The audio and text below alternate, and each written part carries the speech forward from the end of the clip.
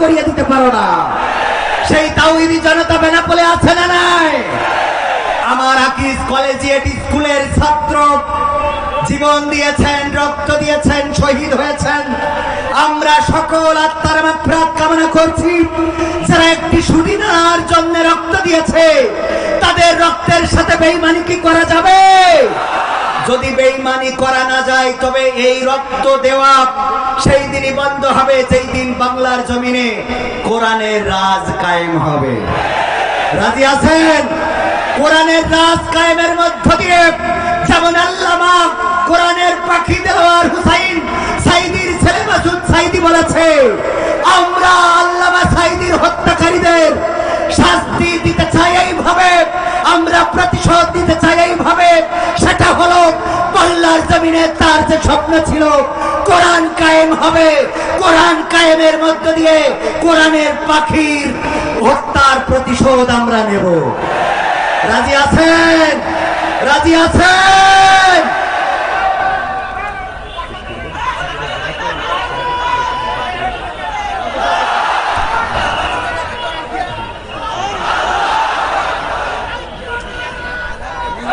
আলহামদুলিল্লাহ, আমাদের বাংলাদেশ রক্তে স্নাত শহীদি কাফেলা, রক্ত স্নাত শহীদি কাফেলা বাংলাদেশ ইসলামী ছাত্র শিবির, যারা বুকের তাজা রক্ত ঢেলেছে, নির্যাতন সহ্য করেছে, জেল জুলুম ভোগ করেছে, শফিকুল ইসলাম মাসুদ এবং দেওয়ার ভাইয়ের সেই নির্যাতন যারা দেখেছে, চোখের পানি ফেলেছে, সেই রক্তে স্নাত শহীদি কাফেলার সুযোগ্য যশোর জেলা পশ্চিমের সভাপতি আমাদের মাঝে উপস্থিত হয়েছেন। আমি জনাব আব্দুল্লাহ ভাইকে মঞ্চে উপস্থিত হওয়ার জন্য বিনীতভাবে আহ্বান জানাচ্ছি। সম্মানিত ভাইয়েরা, আমরা আমাদের কোরআনের পাখিকে হারিয়েছি। কোরআনের পাখির মুক্তির জন্য গোটা বাংলাদেশে সঙ্গীত গেয়েছিলাম। যেদিন তিনি এই পৃথিবী ছেড়ে চলে গিয়েছিলেন, কবরের কাছে দাঁড়িয়ে তার কলিজার টুকরা তিনজন সন্তানকে জড়িয়ে ধরে বলেছিলাম, আমার আর কোরআনের পাখিকে নিয়ে মুক্তি চাওয়ার কোনো প্রয়োজন নেই। আর প্রয়োজন আছে? সেই পাখি চলে গেছে চিরজনমের মতো। আমি কোরআনের পাখির উৎসর্গ করে আমার আপনাদের বহুল পরিচিত গানটি একটু শোনাবো। টেকনাফ থেকে তেতুলিয়া, রূপসা থেকে পাথুরিয়া, একটি নামে সবাই যাকে চেনে। এক দুইজন নয়, ১.৫ শতাধিক মানুষ জীবন দিল শুধু যারি প্রেমে। টেকনাফ থেকে তেতুলিয়া, রূপসা থেকে পাথুরিয়া, একটি নামে সবাই যাকে চেনে। এক দুইজন নয়, ১.৫ শতাধিক মানুষ জীবন দিল শুধু যারি প্রেমে। সেই মানুষের মুক্তি চেয়ে যেতাম আমি গান গেয়ে, সেই মানুষের মুক্তি চেয়ে যেতাম আমি গান গেয়ে, সেই মানুষটি নাই দুনিয়ায় নাই। আজ আর মুক্তি চাওয়ার নাই প্রয়োজন নাই রে, আজ আর আমার গানের নাই প্রয়োজন নাই, আজ আর মুক্তি চাওয়ার নাই প্রয়োজন নাই গো, আজ আর আমার গানের নাই প্রয়োজন নাই। আল কোরআনের মধুর বাণী বলতো সুরে সুরে, নবীর বাণী পৌঁছে দিত বিশ্বটাতে ঘুরে। ঠিক না রেখে? আল কোরআনের মধুর বাণী বলতো সুরে সুরে, নবীর বাণী পৌঁছে দিত বিশ্বটাতে ঘুরে। তার মুখের বয়ান শুনে হতো মুসলমান, বুকের সাথে বুক মিলিয়ে ধন্য কত প্রাণ। সেই মানুষের মুক্তি চেয়ে যেতাম আমি গান গেয়ে, সেই মানুষের মুক্তি চেয়ে যেতাম আমি গান গেয়ে, সেই মানুষটি নাই দুনিয়ায় নাই। আজ আর মুক্তি চাওয়ার নাই প্রয়োজন নাই গো, আজ আর আমার গানের নাই প্রয়োজন নাই, আজ আর মুক্তি চাওয়ার নাই প্রয়োজন নাই রে, আজ আর আমার গানের নাই প্রয়োজন নাই। লাখো লোকের সমাগম হতো তার সে মাহফিলে, এসব দেখে আবু জাহেলের কলিজা যেত জ্বলে। লাখো লোকের সমাগম হতো তার সে মাহফিলে, এসব দেখে আবু লাহাবের কলিজা যেত জ্বলে।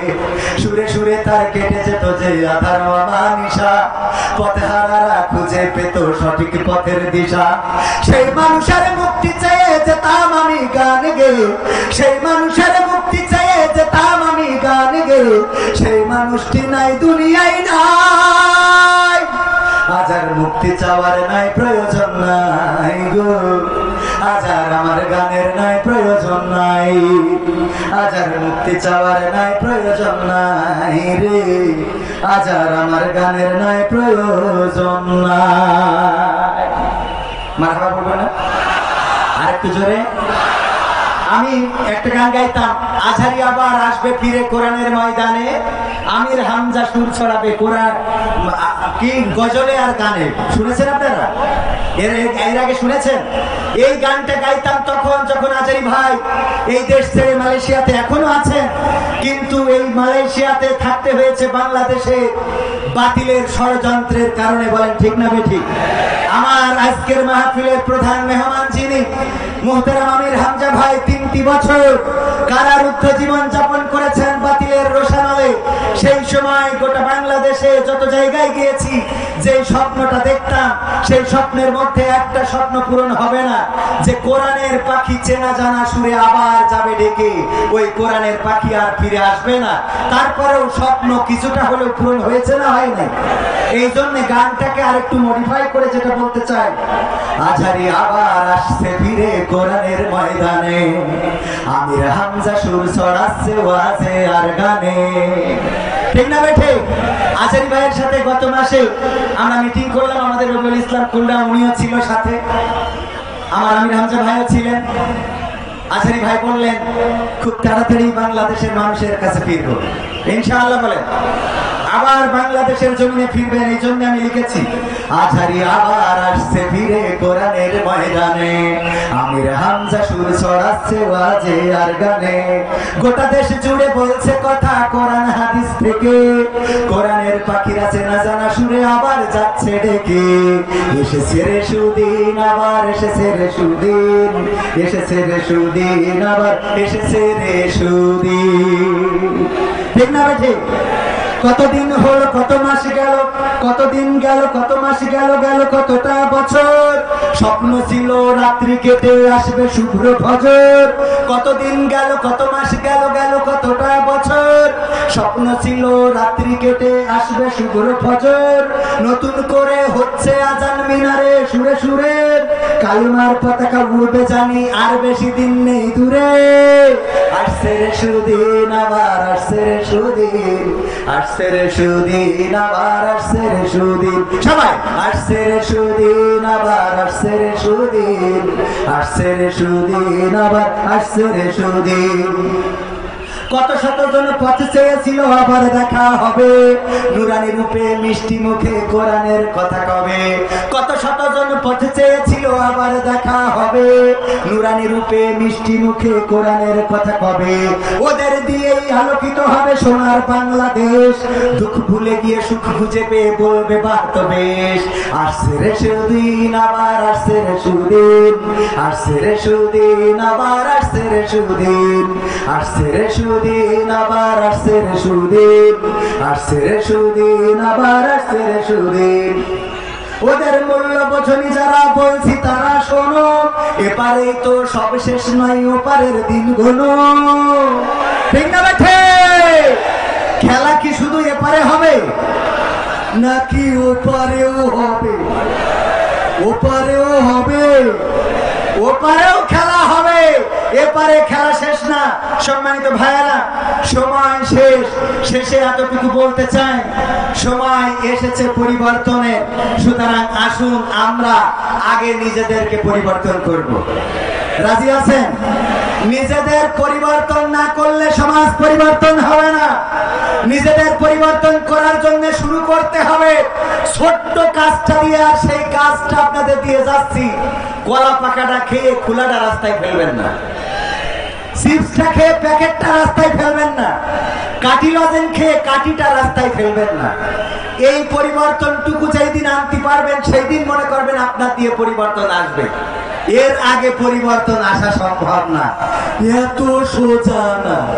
সর্বশেষ আর একটা কথা না বলে পাচ্ছি না, কি দিন ছিল আর কি দিন আইলো।